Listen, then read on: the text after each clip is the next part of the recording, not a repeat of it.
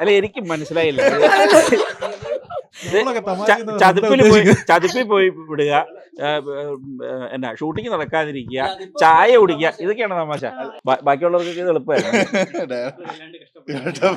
Associate ഇതിന്റെ കൂട്ടത്തിൽ ഓടിയായിരുന്നോ? കൂടെ അന്ന് ഞാൻ ഷൂട്ടിംഗ് ഇല്ലായിരുന്നു. ഭാഗ്യം. ഈ അന്ന് മുട്ട വെച്ചായിരുന്നു. അന്ന് വേറെ ആരോ മുട്ട വെച്ച എനിക്കാ മുട്ട കിട്ടിയത്. വേറൊരു സംഭവം എന്ന് വെച്ച് കഴിഞ്ഞാല്, ദീപക് ഏടിയാന്ന് പറഞ്ഞല്ലോ. ഒരു ദിവസം ബൈചേട്ടൻ ഡയലോഗ് പറയാം. ബൈചേട്ടൻ എന്ന് വെച്ച് കഴിഞ്ഞാൽ എല്ലാം ഭയങ്കര ലെങ്തി ഡയലോഗുകളാണ് ബൈചേട്ടനുള്ളത്. ആകെ ഒരു 200 പേജിന്റെ ബുക്കുമായിട്ട് രാവിലെ വന്ന് കാറിനകത്ത് കയറിയിരിക്കുന്ന വ്യക്തിയാണ് ബൈചേട്ടൻ. അപ്പോൾ ആ ബൈചേട്ടനെ വിളിച്ചിറക്കി. ഇപ്പോൾ ഷോട്ട് റെഡി ആകുമ്പോഴത്തേക്കും ബൈചേട്ടൻ വരും. പ്രോംപ്റ്റ് ചെയ്യാൻ എപ്പോഴും ദീപകിനെ ഏൽപ്പിക്കുന്നത്. ദീപക് വന്ന് ആദ്യമൊക്കെ കറക്റ്റായിരിക്കും. അപ്പോൾ ഒരു 40 സെക്കൻഡ് 50 സെക്കൻഡ് കഴിയുമ്പം ഇവൻ പയ്യെ സ്പാൻ ഔട്ട് ആവും. ഇവനിങ്ങനെ നോക്കി വായിക്കാൻ തുടങ്ങി, ഇങ്ങനെ കറങ്ങി തിരിഞ്ഞ്. അപ്പോൾ പുള്ളിക്കാരൻ്റെ ലിപ്പൊന്നും ശ്രദ്ധിക്കുന്നില്ല. ഇവനിങ്ങനെ പറഞ്ഞു അവസാനം വന്നു കഴിയുമ്പോൾ ബൈചേട്ടൻ വേറെ വഴിക്ക് പോകുന്നു, ദീപക് അതിന്റെ ബാക്കി വേറെ വഴിക്ക്. അതുകൊണ്ട് ബാക്കി അടുത്ത് അപ്പുറം നിൽക്കുന്ന ആളുടെയും കൂടെ ബൈചേട്ടൻ പറയാനാവും. ബൈചേട്ടൻ ഔട്ടാവും. ബൈചേട്ടൻ ഔട്ടാവും. എന്താ ദിവസം പഠിച്ചിട്ട് വന്നാ പുള്ളി ബിർമിഹാമിൽ ഇവിടം വരെ പഠിച്ചോണ്ടാ വരുന്നത്. എന്നിട്ട് ആ മനുഷ്യനെയാണ് ഇവൻ ബുദ്ധിമുട്ടിക്കുന്നത്.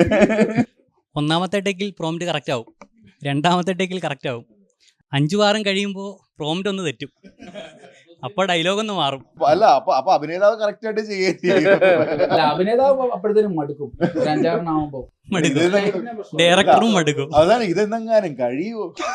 അതുകൊണ്ട് ഡയറക്ടർ ഒരു പ്രാവശ്യം ക്യാമറ കാത്ത് വെച്ചു. പക്ഷെ ആക്ടേഴ്സ് അത് അറിഞ്ഞില്ല, പ്രോംപ്റ്റർ അറിഞ്ഞില്ല.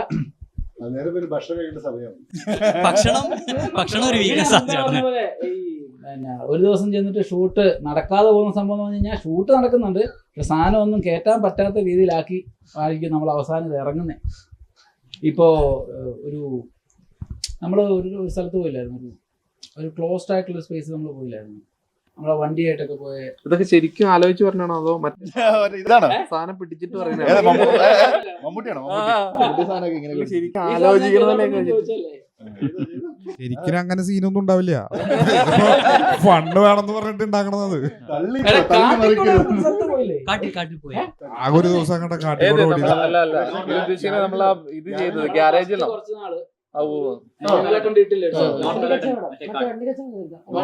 ഇല്ല നമ്മളെ കുഴിമട ഷൂട്ട് ചെയ്ത ആ ഒരു സസ്പെൻസ് ഒന്നും പറയല്ലേ. ഇത് കട്ട് ചെയ്തരാം. ഇത് കട്ടില് പോവും. ഞങ്ങളൊരു സ്ഥലം, ഒരു ലൊക്കേഷൻ, ഞാൻ വേറെ ഒന്നും പറയുന്നില്ല. ഈ ലൊക്കേഷനില് നമ്മളെല്ലാം കഴിഞ്ഞ് തിരിച്ചു പോകാറായി കഴിഞ്ഞപ്പോഴത്തേനും നമ്മുടെ കോർഡിനേറ്റർ സന്ദീപന്റെ ഒരു കോള് വന്നു. മാറ്റി വെച്ച സാധനങ്ങളെല്ലാം തിരിച്ചു വെച്ചിട്ട് പോകാമെന്ന് പറഞ്ഞു. അപ്പോൾ അതൊരു സായിപ്പാ, ആരാണെന്ന് അറിയത്തില്ല, സന്ദീപേട്ടൻ അറേഞ്ച് ചെയ്തതാ. അപ്പോൾ എല്ലാവരും പോകാൻ റെഡിയായി. എല്ലാവരും പയ്യെ കാറിലൊക്കെ കയറി ബൈ ഒക്കെ പറഞ്ഞവരെല്ലാം വിളിച്ചിറക്കി.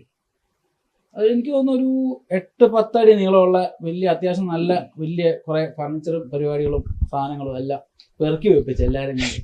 അത് ആക്ടർമാരുണ്ട്, ആക്ട്രസസ് ഉണ്ട്, എല്ലാരും പണിയെടുക്കും. അല്ല, അതിനകത്ത് നമ്മള് ഇത് എടുത്ത് മാറ്റി വെക്കാനും കുറെ സമയം എടുത്തായിരുന്നു ആദ്യം, അല്ലേ? ഒരു ദിവസം മറ്റേ സെറ്റ് ചെയ്യാൻ വേണ്ടിട്ട് അവിടെ ഈ സാധനം എല്ലാം സെറ്റപ്പ് ചെയ്യാനും. ബൈച്ചേട്ടൻ ഇത് ഞാൻ പറയാം. നിങ്ങൾ തടി എടുക്കുന്നു അറിഞ്ഞിട്ടാണോന്ന് അറിയില്ല. ബൈച്ചേട്ടൻ റെജി നമുക്ക് പയ്യെ പോയാൽ മതി എന്ന് പറഞ്ഞോ. അന്ന് വേറൊരു കാര്യമുണ്ട്. അന്ന് നൈസായിട്ട് റെജിന വണ്ടിക്കകത്ത് കിടന്ന് ഉറങ്ങി. ഞാൻ ഏത് തടി പോക്കാനാണ് അല്ലേ തന്നെ നമ്മൾ തന്നെ തടിയെടുക്കേണ്ടി വരേണ്ട അവസ്ഥ മനസ്സിലായി. ഇല്ല, എന്നിട്ട് ബൈച്ചോട് ഞാൻ പറഞ്ഞു, ബൈച്ചോട് നമ്മൾ ചെയ്യുന്നത് ശരിയല്ല, ഒന്നുമില്ല, നമുക്ക് ചെറിയൊരു തടിയെങ്കിലും മാറ്റണ്ടെന്ന് ചോദിച്ചു. അപ്പൊ ബൈച്ചോട് എനിക്കത് ഇഷ്ടമല്ല റജീന, എനിക്ക് അങ്ങനെ ശരീരം ഇറങ്ങുന്ന ഒരു കാര്യം ഞാൻ ചെയ്യാറില്ല. സമയത്ത് ഇറങ്ങി വരും.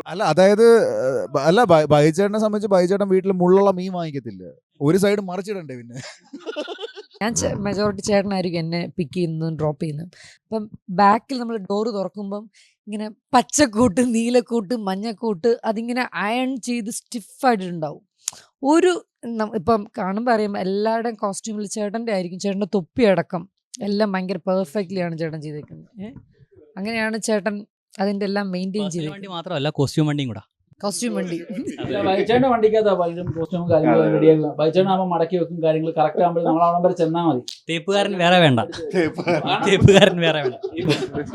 ദീപകിന്റെ സ്ക്രിപ്റ്റിലും ബൈച്ചേട്ടന്റെ സ്ക്രിപ്റ്റ് ഉണ്ട്, അത് എല്ലാവരുടെയും ഡയലോഗും ഉണ്ട് കൃത്യമായിട്ട്, പുള്ളി കറക്റ്റ് ആയിട്ട് എഴുതിയും വെച്ചിട്ടുണ്ട്. ഇപ്പൊ ഫോണിൽ ചാർജ് ചെയ്താലും കുഴപ്പമൊന്നുമില്ല. അതാണ് വേറെ രണ്ട് നായിക പറയുന്നത് ഒരു ലൈഫ് ടൈം ഓപ്പർച്യൂണിറ്റി ആണ് ബൈച്ചേട്ടൻ പറഞ്ഞത്. ബൈച്ചേട്ടൻ പയ്യെ അല്ല എന്ന് പറഞ്ഞാല് ഇത്ര നാളെ അതല്ല ബൈച്ചേട്ടന് ഇനിയിപ്പം വേറൊരു അവസരം പെട്ടെന്ന് ഉണ്ടാകത്തില്ലെന്ന് ബൈച്ചേട്ടൻ. അല്ല ബൈച്ചേട്ടൻ ഇങ്ങനെ ഷൂട്ട് വിളിക്കത്തില്ലെന്നാണ്. അല്ലടാ ഷൂട്ടെല്ലാം കഴിഞ്ഞിട്ടേ ആ ഒരു ദിവസത്തെ ഷൂട്ടെല്ലാം കഴിഞ്ഞ് തിരിച്ച് നമ്മൾ പോവായിരിക്കും, ചിലപ്പോൾ ഡ്രൈവ് ചെയ്യായിരിക്കും, അല്ലെങ്കിൽ പിറ്റേ ദിവസം ആയിരിക്കും. ബൈച്ചേട്ടൻ്റെ ഒരു കോൾ ഉണ്ടാവും. ബൈച്ചേട്ടൻ വിളിച്ചിട്ട് എടാ നമ്മൾ ചെയ്ത് എങ്ങനെ ഉണ്ടായിരുന്നടാ, നമ്മൾ എന്താണ് ചെയ്യേണ്ടത് ഇനി? ഞാൻ പറഞ്ഞു, ആദ്യം ഇങ്ങോട്ട് പറയുന്നു, എടാ നീ സൂപ്പർ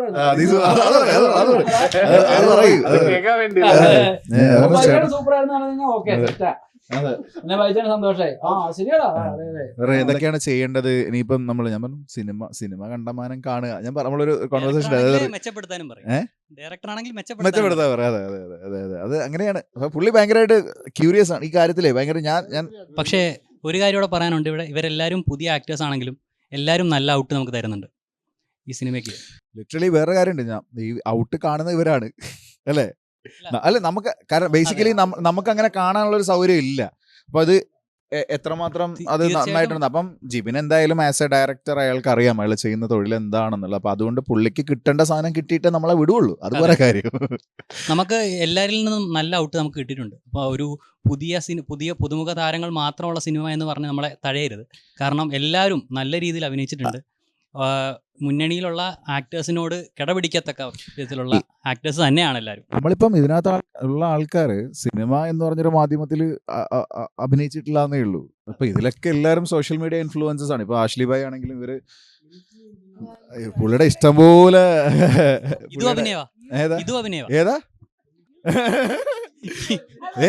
ഈ കാണുന്ന ഞാന്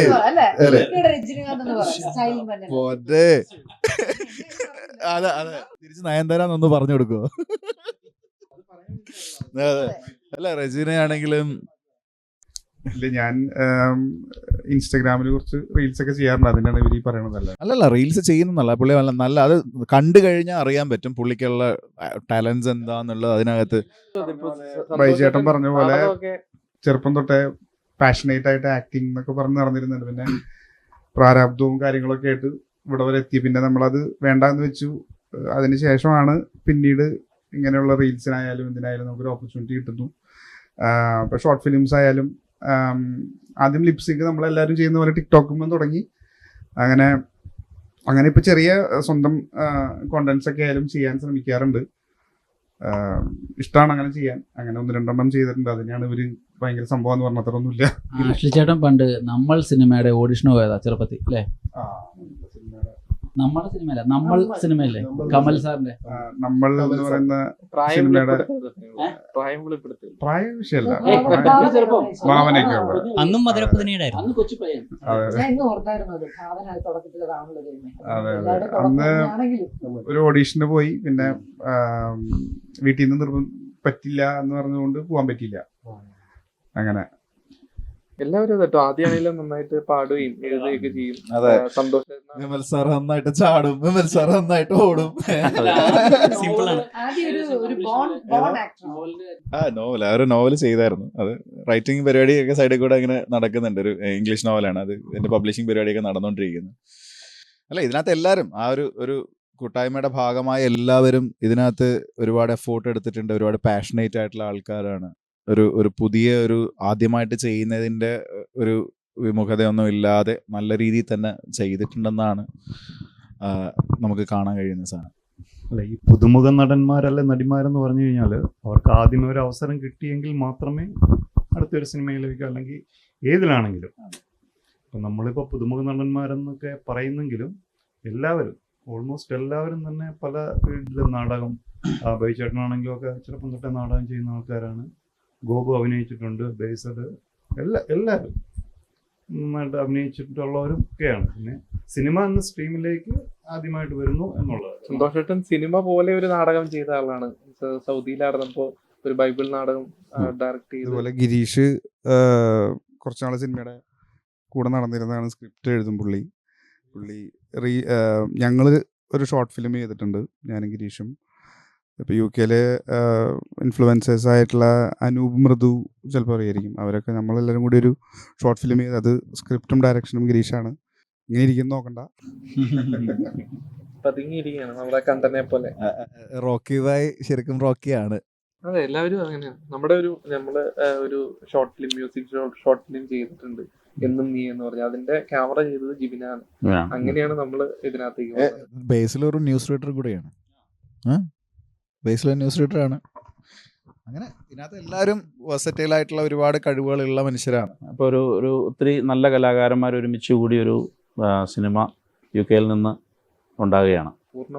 പൂർണ്ണമായും യു കെയിൽ ചിത്രീകരിച്ച്, യു കെയിൽ മാത്രമുള്ളവർ അല്ലേ, പുറത്തുനിന്ന് നമ്മുടെ നാട്ടിൽ നിന്നുള്ള ആരുമില്ലല്ലോ, എല്ലാവരും പുതുമുഖങ്ങൾ അല്ലേ, അങ്ങനെ അങ്ങനെ ഒരു എന്താ പറയുന്നത്, ആദ്യത്തെ ഒരു സംരംഭം എന്ന് വേണമെങ്കിൽ പറയാം. മലയാള സിനിമകളിൽ ചെറിയ ചെറിയ ഭാഗങ്ങൾ മാത്രമേ യു കെയിൽ എല്ലാ സിനിമകളിലും ഷൂട്ട് ചെയ്തിട്ടുള്ളൂ. ഇപ്പോൾ എമ്പുരാൻ പോലും ഒരു ചെറിയ ഭാഗങ്ങൾ മാത്രമേ യു കെയിൽ ഷൂട്ട് ചെയ്യാൻ പറ്റിയിട്ടുള്ളൂ.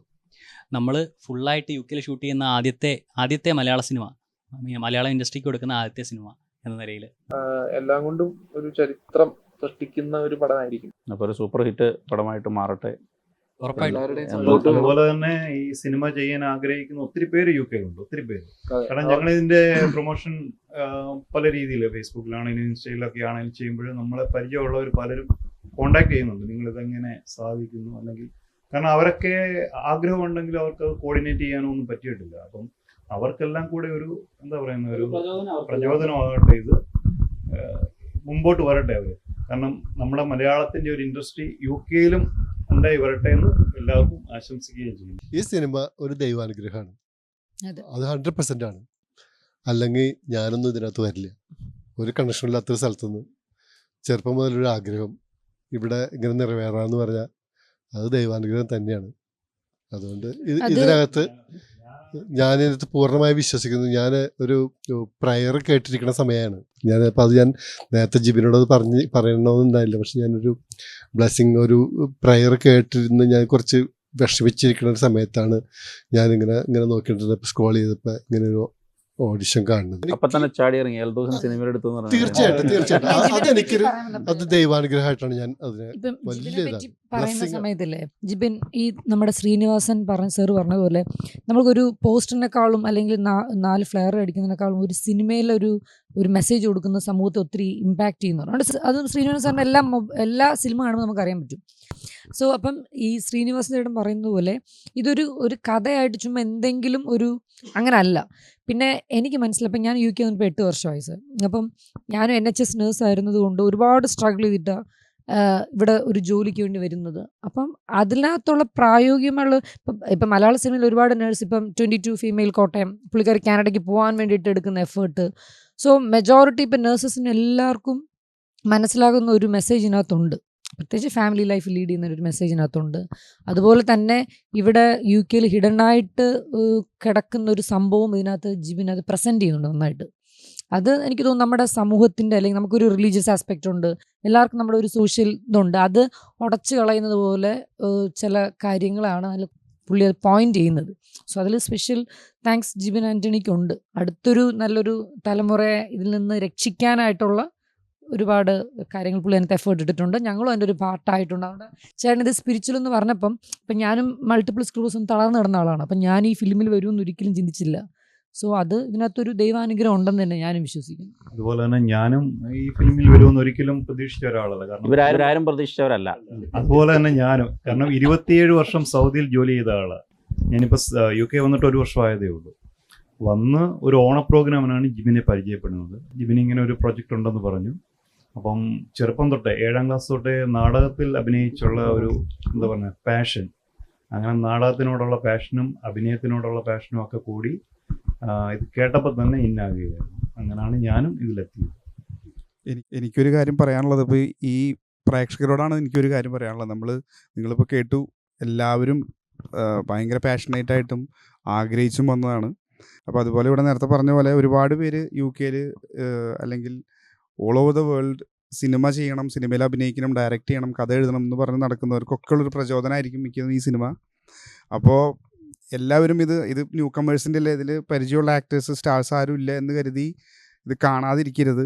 തിയേറ്ററിൽ പോയി തന്നെ പടം കാണണം, അല്ലെങ്കിൽ OTT ഇറങ്ങുമ്പോൾ കാണാം എന്ന് വിചാരിച്ചിരിക്കരുത്.